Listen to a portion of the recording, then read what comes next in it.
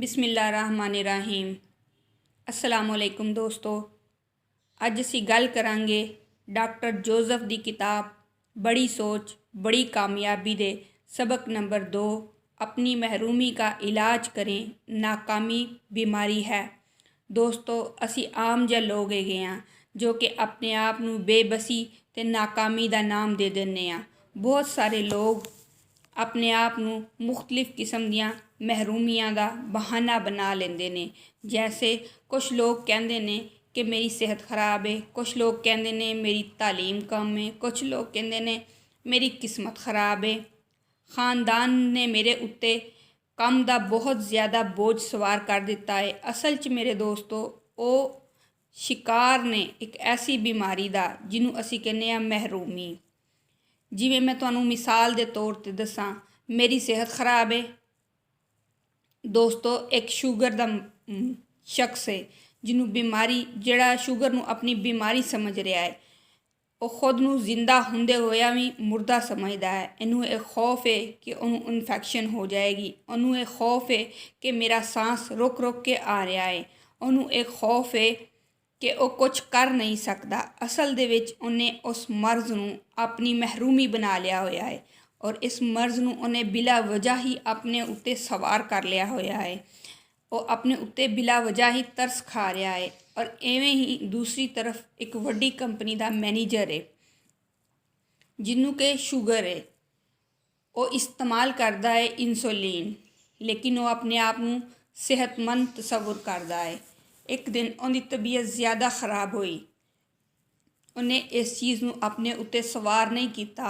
वो उठ्या, उन्हें अपने काम ते जान की तैयारी की ते वो काम ते चला गया। उन्हें सारा दिन बहुत अच्छे तरीके नाल अपना काम किया और वो बहुत खुश सी। वो क्यों खुश सी? वो दसदा है कि मैं सारा दिन उस शख्स नूं दुआवां दिंदा रहा जिन्हें इंसुलिन बनाई सी, जिंदी वजह तो मैं अपने आप नूं सेहतमंद तसव्वुर करना, मैं अपने आप नूं कदी भी बीमार तसव्वुर नहीं करता। दोस्तों, ये साडा ज़हन ही है जिहड़ा सानूं मुख्तलिफ सोचां की तरफ लै जांदा है। दोस्तों, इत्थे मैं तुहानूं दस्सां कि कॉलेज दे विच 100 लड़के ने, 100 दे विचों 50 लड़के जिहड़े ने वो कॉलेज दे विच ग्रैजुएशन करते हैं।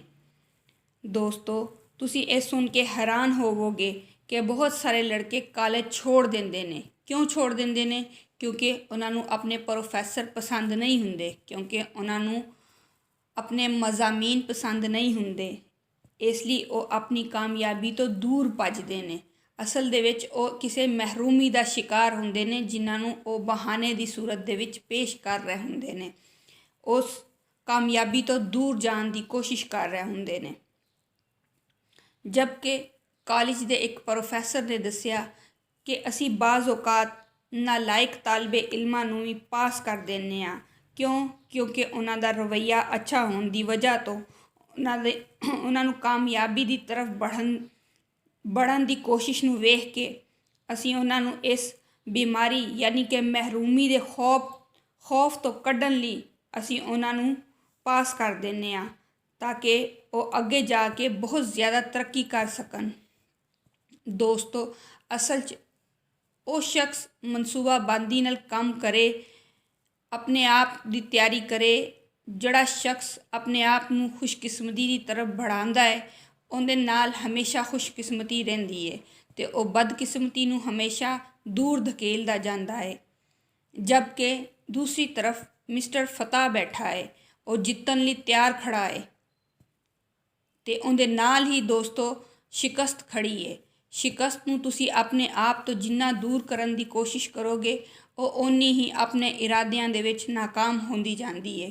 दोस्तों, अगर तुहानूं मेरी गल अच्छी लगी होए तो मेरे चैनल नूं सबसक्राइब जरूर करिया जे ते लाइक ते कमेंट जरूर करिया जे।